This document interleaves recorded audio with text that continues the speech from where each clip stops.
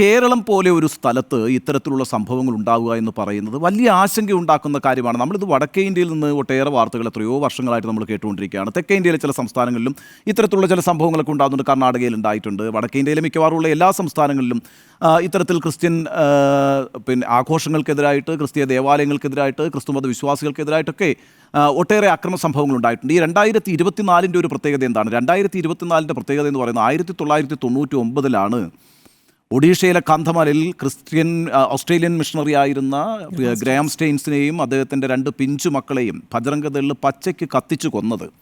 അതിൽ ഭജറംഗദൾ നേതാവിനെ അടക്കം അറസ്റ്റ് ചെയ്തിട്ടുണ്ട്. അപ്പോൾ അത്തരം വലിയൊരു ദുരന്തം അതിൻ്റെ 25ാമത്തെ വർഷമാണ് ഇന്ന് ഈ രാജ്യത്ത്. ഈ പറയുന്ന ജനുവരി 22 ആയിരുന്നു 1999 ആ സംഭവം ഉണ്ടാകുന്നത്. അതിനെ തുടർന്ന് എത്രയെത്ര സംഭവങ്ങളാണ് രാജ്യത്തുടനീളം ക്രിസ്ത്യൻ മതവിശ്വാസികൾക്കെതിരെ, ക്രിസ്തീയ ദേവാലയങ്ങൾക്കെതിരെ ഒക്കെ ഉണ്ടായിട്ടുള്ളത്.